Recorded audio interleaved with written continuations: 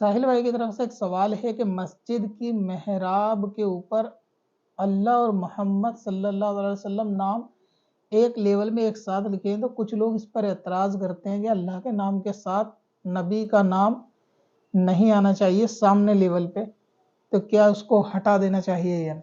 बाद लोगों के जहन में ये फर्जी ख्याल होता है कि जहाँ अल्लाह और रसूल का नाम एक साथ होगा तो गोया उनको बराबरी का दर्जा देने के लिए नाम लिखा गया होगा।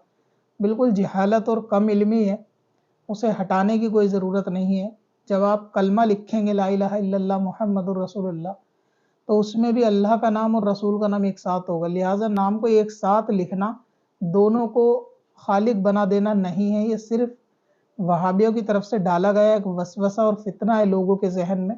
अगर नाम एक साथ लिखे हैं तो उसको लिखे रहना चाहिए। अब आप अपने ज़रूरत के मसाइल की वीडियो को आसानी तलाश कर सकते हैं।